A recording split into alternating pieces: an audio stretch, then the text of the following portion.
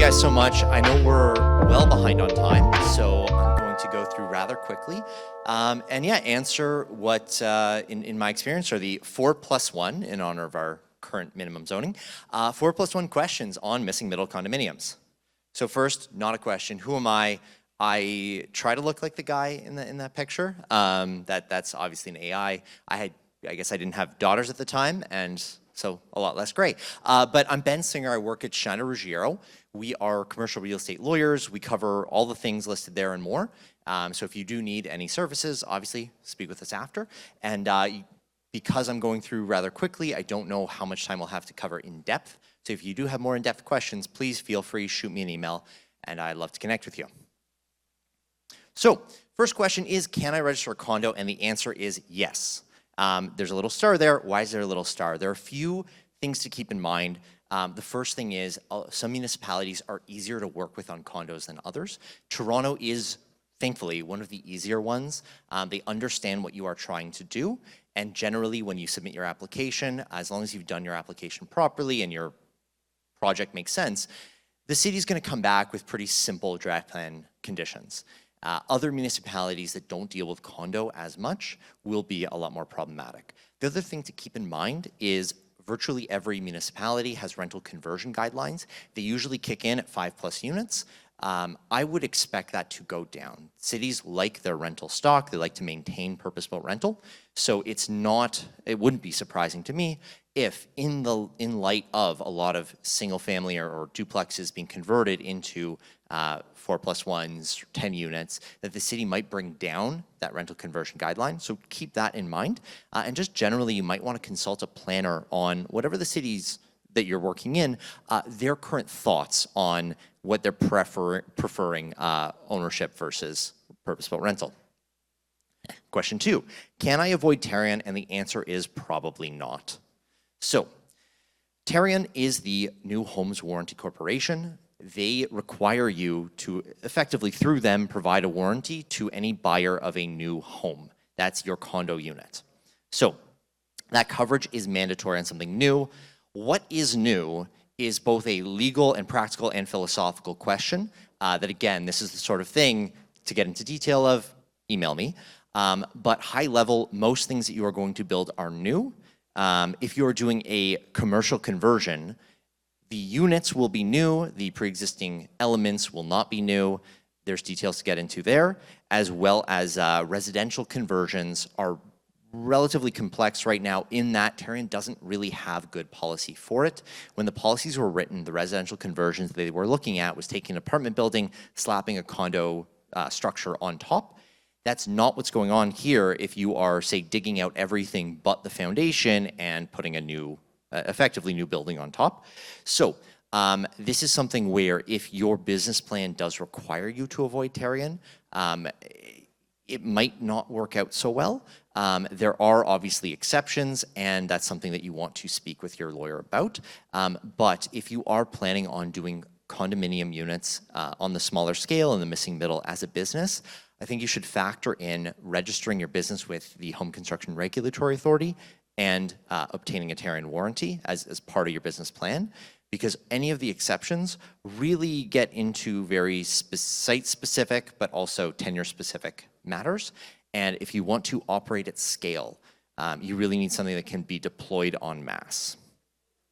Okay, third question is, can I use CMHC MLI Select financing? And the answer is surprisingly yes, and the but here is pretty important. The first thing is CMHC doesn't really like it when you do this because effectively the whole point of a condo unit is to eventually sell it, ideally to an end buyer. CMHC is for apartments. It is for purpose-built rental. So if you turn your building into a condo, retain all units, and rent out all units, CMHC will potentially insure it if you otherwise qualify, but they don't like it. You will get a lot of pushback, especially if you're at the planning stage and it's not necessarily clear what direction you're gonna go. You do need to make sure, again, that your business plan isn't sell a couple of units over time to pay off equity investors or what have you, because CMHC will require that the entire project remain under one ownership and remain purposeful rental through the term of the loan. and they may impose title restrictions. Can you keep the HST new rental rebate? We have our Prime Minister giving us the answer. Sorry, no. There's no star here. As soon as your project is a condo, regardless of what you are doing with it, you do not qualify. So just a little bit on HST rebates. So right now, HST is theoretically payable on any transaction of a new home that's rental or condo unit. Now on a condo unit or on a freehold home, you do have a small rebate. It's up to, it gets a little more complicated. Again, consult an accountant, not me. But it's generally speaking in the price points we're talking about up to $24,000. And currently, up until I think it's 2031, there is a full rebate on the self-supply of a purpose-built rental unit that's been newly constructed. So looking into the future, having just passed through our election, looking at the Liberals' policy platform, they did propose a full rebate of HST on projects with units up to $1 million. What they proposed is a policy cliff. So if it's $1,001, the full HST would apply. It's for first-time homebuyers only, and there is no legislation yet, so stay tuned. If there is anyone who does have the ear of the government on this, if we can get, I mean, I would sort of increase the amount, get rid of the policy cliff, and not restrict to first-time homebuyers, but frankly, the first-time homebuyers element is the most dangerous. The big benefit of removing HST here would be the cash upfront that a buyer has to bring to you. So if you have to, as a developer, credit HST on closing, you have to know that they're a first-time homebuyer. And how you verify that, honestly, I would have no idea. The government will have to, if that's going to be the case, make that clear, somehow provide an indemnity to you so that you're not on the hook for that HST if they turn out not to be a first-time homebuyer, or just drop that entirely. So if anybody does have Mark Carney's ear, I don't actually, that was an AI-generated picture. I didn't sit down with him for a photo shoot. If anybody does, please let them know that the first-time homebuyers element is the most dangerous and will probably be the poison pill that kills his policy in its ability to actually get new homes built. So our +1 question, when do I start sales? And ideally, you start them as soon as possible. The way we finance tower condos is through pre-sales, through selling 70% plus of the units in a proposed condo. Obviously, that market has died down, but the logic behind the market is still active. Essentially, being able to sell in advance does two things. One, it gives you access to deposits that, as long as you obtain deposit insurance, we got a shout out for Brendan at Platform Insurance. That's one of the products that they provide, as well as many other deposit insurers. So as long as you have deposit insurance, you can access purchasers' deposits as effectively an equity injection into your project. It's about the cheapest equity you will ever get. It also makes your project a lot more attractive to lenders. If you have a guaranteed exit, you are far more attractive to a lender than if you have a speculative exit. I know who I'm selling to versus we'll put it on the market when the project's done and see what happens. So in order to sell, you do need to go, again, assuming Tarion applies, which it probably does, you need to go to Tarion and obtain qualification for enrollment. You need to put together a disclosure package, and you need to obtain that deposit insurance if you are planning on using those deposits. I know I said it was 4+1 questions. If you've been counting along, this is question number 6, and it's not really a question I get asked very often in its own form, because usually sort of people are coming to me, they already know what's in the next slide, but I'm sharing it with you anyways. So the next thing to do if you are interested in doing your project as a condominium, you want to find your condo planner, find your condo power team. Your power team consists of your planner, lawyer, surveyor, property manager, real estate agent, an architect, and if you are doing pre-sales, your deposit insurance broker. So we can get into the weeds on which of these team members are completely necessary, which of these team members are optional, what you can do yourself as a developer. But at a high level, especially for your first project, I strongly recommend ensuring you have the best expert advice from people who have done condominium before in order to proceed. There are a lot of trips and traps that you can fall into, and experienced professionals will really be the ones to keep you out of them. So I threw this in just because there's a lot to get into in condo. So if anybody does have questions on any of these items, please let me know. Happy to answer them. But we're going to wrap up with the condo presentation right now. So again, I'm Ben. Please feel free to reach out with any further questions. And me and my team, I've got John and Salwa from Schneider Ruggiero here with me. We'll be here, I guess, all day is really for the next 5 minutes or so. But we're here and we'd love to talk to you about any of your real estate law needs. Thanks so much.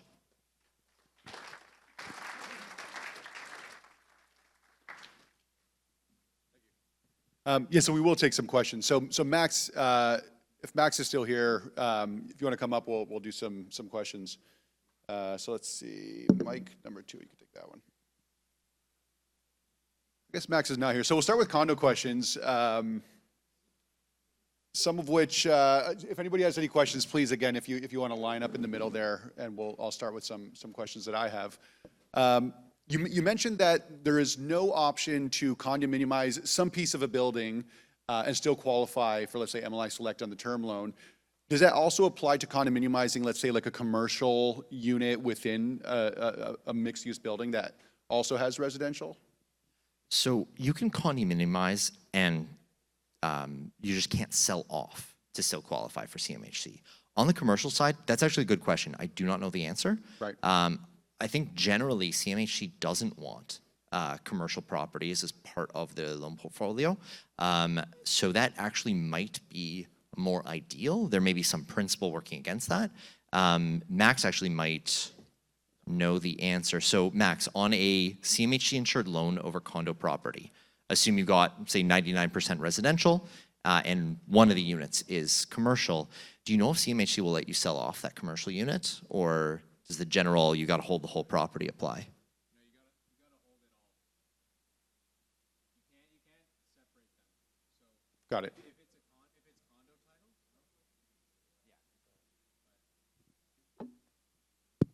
if it's condo title, if it's condo title, it's fine. You just can't sell off any units, residential or commercial, individually, without breaking the COI. So it has to stay as one property. Through the time that you've been working on this, Ben, has the process of condominiumizing at this scale been simplified? Has it gotten easier? Presumably, you know, if you're doing a bigger project, condominiumizing a high-rise, you can amortize a lot more of those legal costs across more units, and that has been a barrier, I think, historically. Evan seems to be the only guy who's done this in the past. Has this gotten easier? Has it gotten better? Is there more that we can expect on that front? So it's definitely gotten easier. The city is essentially not using the condo process as a secondary planning process. And I think one of the reasons that Evan's been quite successful is that he's been willing to put up with a lot of sort of city-driven nonsense. So dealing with the, call it less than productive comments that a city might put back on a site plan application, on an application to, say, improve the zoning of a site from 1 unit to 3 units.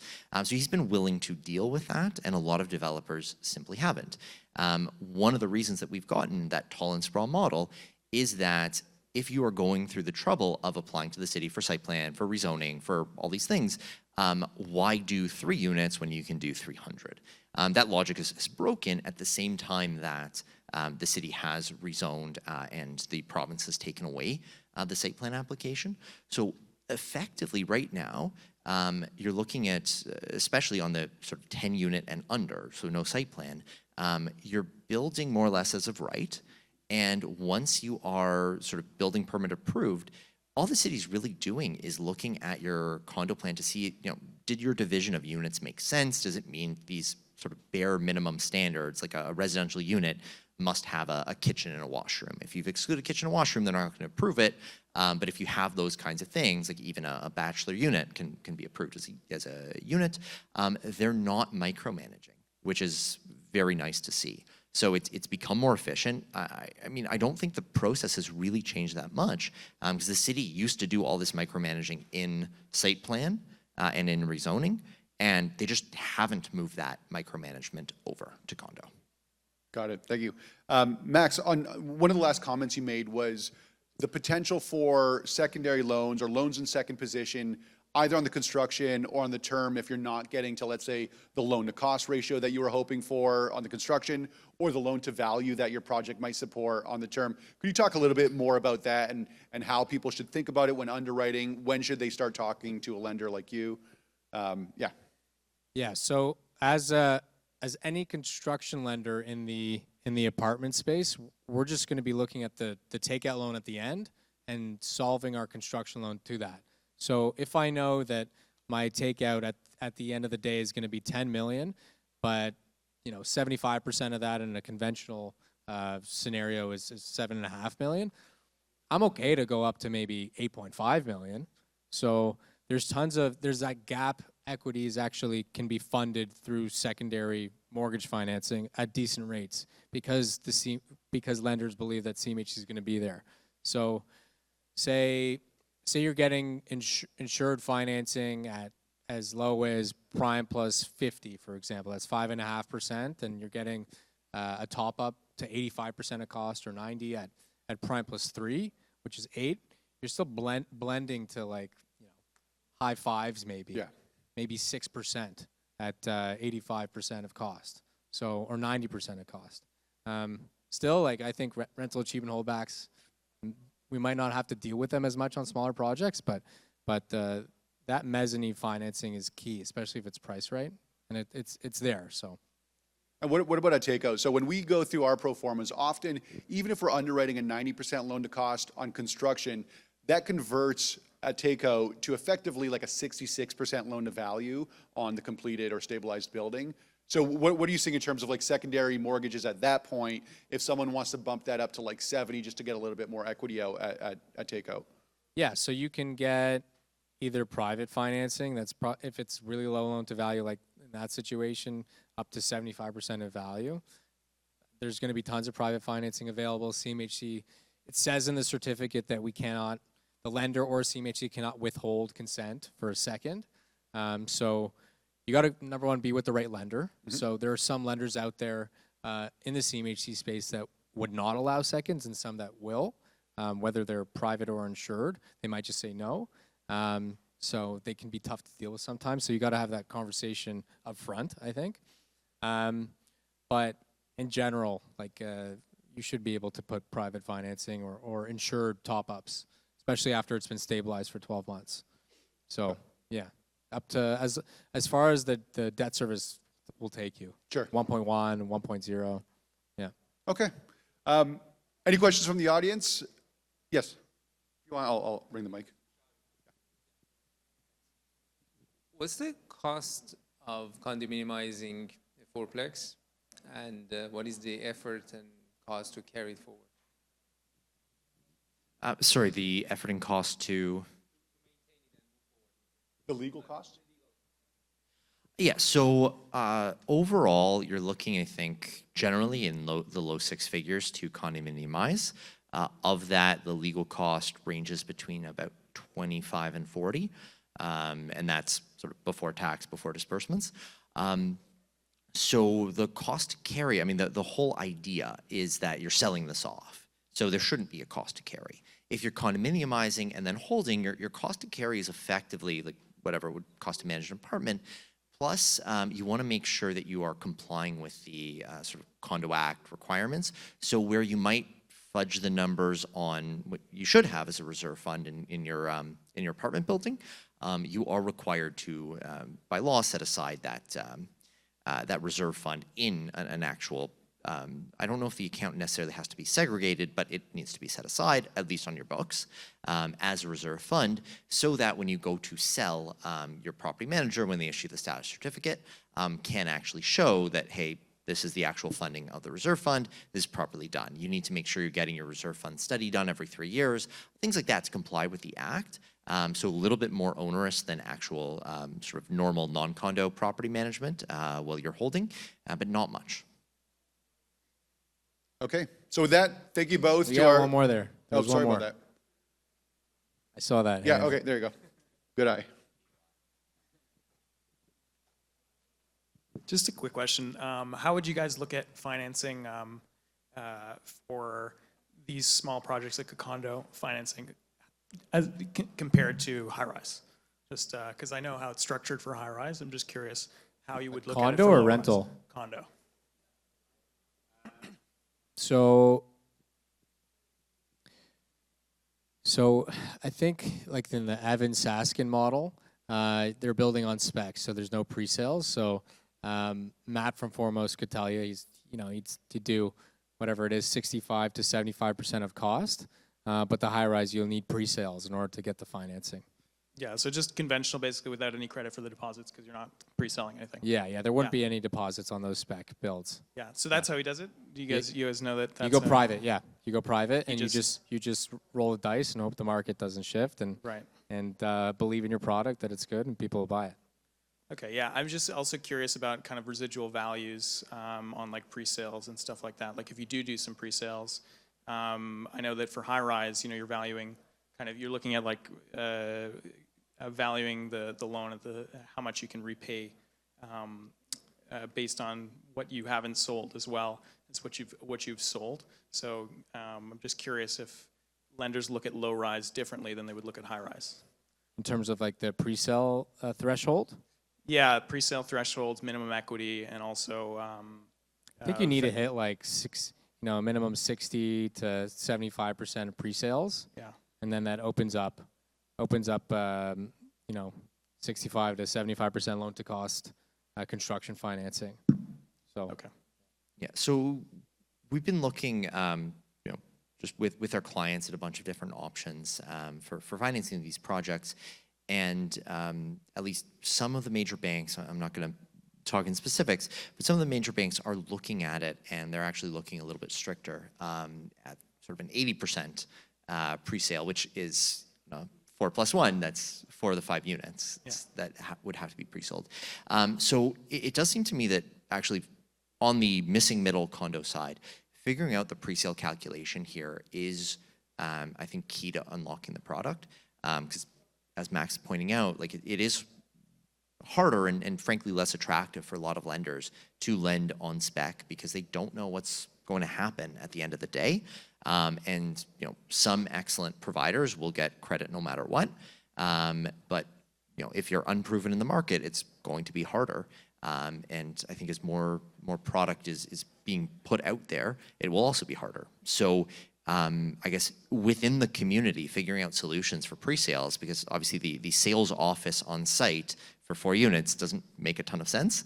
But figuring out those solutions, those marketing solutions to get those pre-sales, to get the product rolling, I think is pretty crucial. I think it's very possible because you are talking about a product that turns around in a year and a product that I think will be more family oriented. So something that, I've got 2 kids at home, something that a family like mine would want in a neighborhood that we would want to live in. I think we'd be willing to put down, that 5, 10, 15% deposit in advance to have that access and that locked in price a year and a half in advance. Okay. Yeah. Thanks. does that answer your question? Yeah, for sure. It's nuanced, right? Like when we look at high rise, we can reduce our equity down almost to whatever. I've seen it come down as low as like 7% if you include deposits in. Maybe others have seen even lower. But I was just curious if lenders look at low rise differently. Like even if we were to pre-sale, would the minimum deposit, minimum equity, be a little higher just because of the profile? Depends on the if you're going to a bank or maybe a group like us, we would do a little bit higher pricing with less pre-sales. It depends on the bank. Yeah, fair enough. Yeah. All right, thanks. Thank you. One thing I'll add to that, I don't have much to add in terms of like a specific answer, but the way I would think about that question is I would look for a developer doing just that, doing pre-construction sales on low-rise condominiums. I actually met with a group last week called Brightstone, and that's what they do. So just top of my mind, I'd reach out to a group like them and kind of sit them down and pick their brain as much as I could. Okay, so with that said, thanks again, Ben. Thank you, Max, Thank you, Chris. for your expertise.